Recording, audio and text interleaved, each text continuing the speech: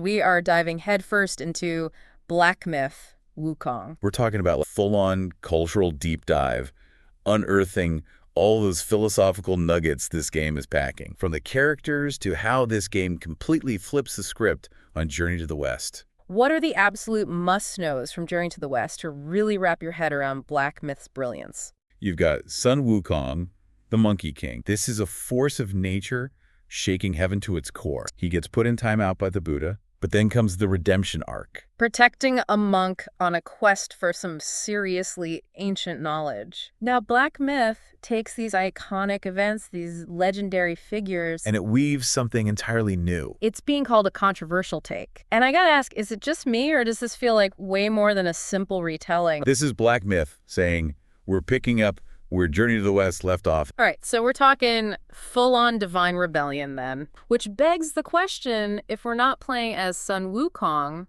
then who are we in this twisted narrative? And you know what else has got me thinking? The gods themselves, because they are not exactly radiating that benevolent deity vibe. It's a tangled web of ambition up there. Talk about Guanyin. Now, traditionally, she's seen as this compassionate bodhisattva. Yeah, the embodiment of mercy and wisdom. But in Black Myth, even her motives are shrouded in mystery. You're telling me even the good guys can't be trusted. Black Myth loves to blur the lines between good and evil. So we've got a rebellious Monkey King who is MIA, gods playing cosmic puppet master with the universe, and this overwhelming sense that nothing is as it seems. But what does it all mean? This game is soaked in Chinese mythology and philosophy. And even the way you play reflects these deeper themes. You know what? That's what's got me hooked. That lack of an in-game map. Intentional design choice. It forces you to rely on your gut, To read the environment, make those tough calls. just like navigating the uncertainties of life itself. This game is overflowing with subtle but impactful connections to these grander themes. And the players are eating it up. Those discussions about the symbolism of the golden headband. It's this constant reminder that true freedom, it's elusive, whether it's physical restraints or the weight of expectations. It's about those external forces trying to hold us back. And that image, especially in a world where even the Monkey King struggles for autonomy. It's powerful stuff. And when you think about it, Journey to the West was written during the Ming Dynasty. A time of massive upheaval. It's certainly a bold move if that's the case. But here's where things get really interesting for me. This whole multiple timelines thing. Oh yeah, that's a head-scratcher. Time travel, alternate universes. It's not time travel in the traditional sense. Think of it more like layers of storytelling. The game uses these hidden maps, these journal entries, Even the loading screens. to give you these glimpses into events happening outside the main narrative. So it's like we're experiencing echoes of the past, present, and maybe even the future all at once. You got it. This is blowing my mind. It's through these fragments, these pieces of the puzzle, that Black Myth's true scope starts to become clear. Okay, so we're peeling back the layers of Black Myth. Wukong. Lots of layers. Talk about layers of storytelling, echoes of the past shaping the present. And let me tell you, this whole obsession thing. These characters, gods and monsters alike, they're trapped. These cycles of Desire. regret, you name it. So their baggage, their issues, it's like it's echoing through time. Exactly. And those echoes, they're influencing the events you experience in the game. So we're not just watching these obsessions play out, we're caught in the crossfire. Think of it like ripples in a pond. Then there's this whole thing about choices, right? Choices, yeah. What we do as the destined one, it's about potentially reshaping reality itself. That's the implication. So it's not just a fixed story we're playing through. It's a conversation. We're actively shaping destiny. Every step of the way. Could we even impact someone like Sun Wukong, even if he's not exactly kicking around in the present? Remember, there's no clear-cut good versus evil here. Right. So are you truly liberating these characters from their obsessions? Or are you just perpetuating the cycle in some new, unforeseen way? Talk about a moral dilemma. Black Myth forces you to own those choices. And speaking of choices with major consequences, what about that golden headband? Talk about control destiny. And then there's this whole thing about title inheritance. What's that all about? Okay, so imagine this, you put on that headband. Yeah. You're not just inheriting Wukong's powers, right? You're inheriting his baggage. His baggage. Struggles, his legacy of rebellion, and the cosmic price tag that comes with it. Okay, so we've got destiny, obsessions, multiple timelines. But where does Wukong himself fit into all of this? The Monkey King himself. Is he really gone? Shouldn't that make you immortal or something? It does seem to be drawing on some popular fan theories about what happened after Journey to the West. After the original story. Now that's what I'm talking about. All right, so one theory, it suggests that even though Wukong reached peak enlightenment, Buddhahood, the whole shebang. he couldn't stomach the Celestial Court's rules and regulations. Chaos and freedom are his brand. Imagine Wukong saying peace out to divine bureaucracy and heading back to his roots. Wukong pulls a vanishing act and suddenly he's public enemy #1. The Celestial Court, the Buddhist realm, they don't just let their heavy hitters walk away. Especially not when they've got that much power. Wukong is a wild card, even a reformed one, and that terrifies them. Because he represents a kind of freedom they can't control. Exactly, and that makes him dangerous. Okay, so that explains why everyone seems to have it out for Wukong, but how do you kill a being who's basically achieved peak enlightenment? Good question, right? 7 layers of immortality, weren't there? Something like that. It's pretty hardcore. And black myth. It leaves it open to interpretation. Oh, they love to do that. Some players think Wukong wasn't killed, imprisoned, sealed away, biding his time. A cosmic timeout. Others say he sacrificed himself, chose death over a life controlled by the heavens. Talk about going out on your own terms. The ultimate act of defiance. So it's either a jailbreak waiting to happen or the ultimate power move. Or how about this? What if those 7 layers of immortality, they don't equal invincibility? Okay, go on. Maybe Wukong can be killed, but his essence, his spirit, it's bound to this cycle of rebirth. No matter how many times he's defeated, he's just going to keep coming back. Like a cosmic game of whack-a-mole. That is both terrifying and awesome. It's black myth in a nutshell. Less about permanent death and more about this endless dance between destruction and rebirth. And that cycle, that's key to understanding how the game tackles fate. It's about recognizing that even in a world of gods and monsters, and this is the important part, Okay. within those cycles, there's room for agency, for choice, for rebellion against the powers that be. Even for the Monkey King. Especially for the monkey. He embodies that struggle, that refusal to be contained. And maybe that's why he's so threatening to the established order. Because he reminds them that even the most powerful forces can be challenged. Exactly, even if it takes a few lifetimes. And Black Myth, it's asking us to consider. To really think about. What it means to be free. Is it about escaping those cycles entirely? Or is it about choosing how we navigate them?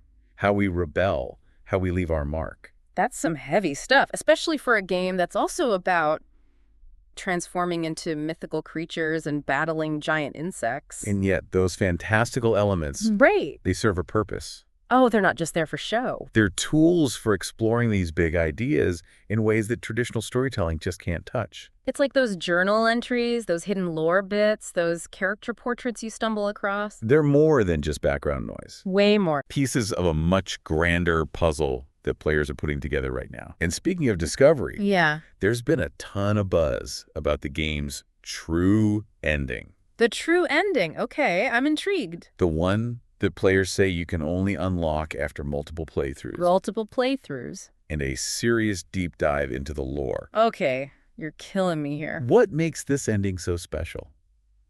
For starters, many players feel like the ending you get on your first run, while visually impressive, it's not exactly what you'd call hopeful.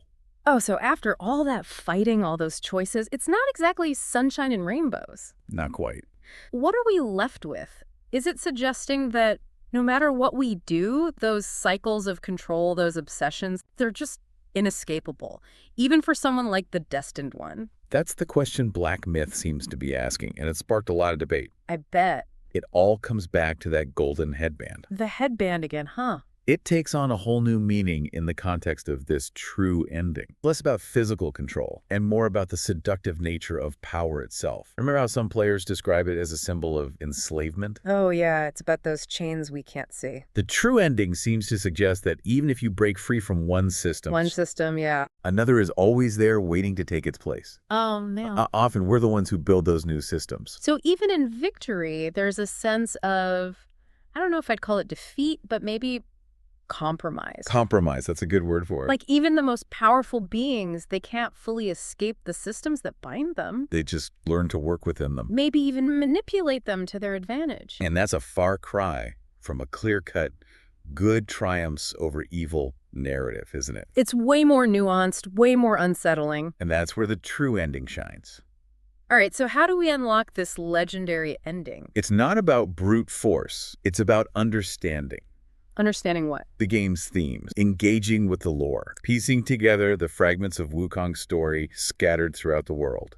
It's like the game is saying, if you really want to get me, you have to dig deeper. It's a reward for those who put in the work, The true fans. the ones who want to understand the black myth at the heart of it all.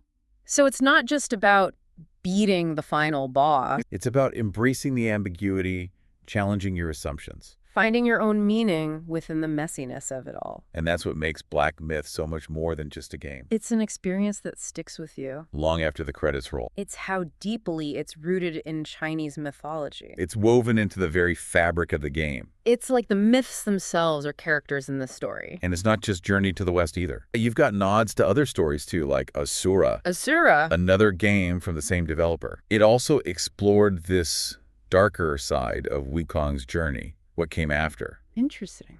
So it's Black Myth is building on those ideas, taking these classic myths and flipping them on their head. I'm picking up what you're putting down, using these familiar stories to tackle some really complex themes. Morality, consequences of our actions. Heavy stuff. It makes you think, And it all ties back to that whole thing about reinterpretation, right? oh yeah, everything's up for interpretation in Black Myth. Were there any other examples of this mythological reimagining? Let's talk about Zubaji. Oh, the fun-loving, always hungry one. Instead of being banished from heaven for something trivial, Black Myth suggests he uncovered a dark secret, threatened the Jade Emperor himself. And it gets worse. It gets worse. His punishment, Yeah. transformed into a pig, Pig. which in Chinese culture often represents those baser instincts, gluttony, lust. Oh, I see. So it's like they're trying to corrupt his very being, turning him into a symbol of what they fear. That's brutal. Talk about adding layers to a character. It makes you see him in a whole new light. No kidding. Poor Zubaji.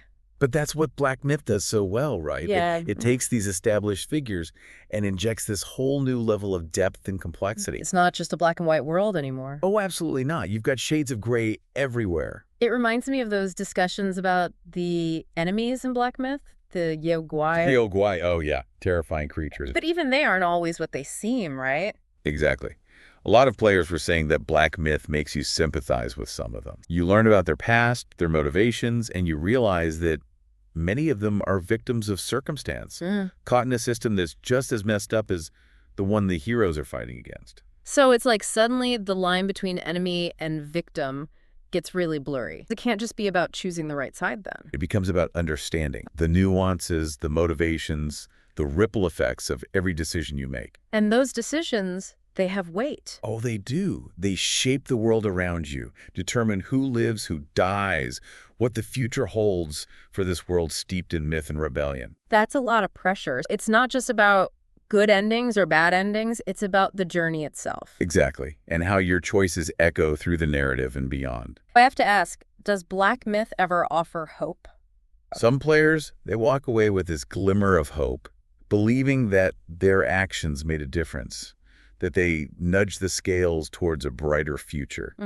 Others, they see it as more bittersweet. Bittersweet. Sure, they achieved a victory, but at what cost? It's acknowledging that even in a world of magic and myth, there are no easy answers. The fight never truly ends. It's ongoing. Which makes me wonder if that's the point of Black Myth.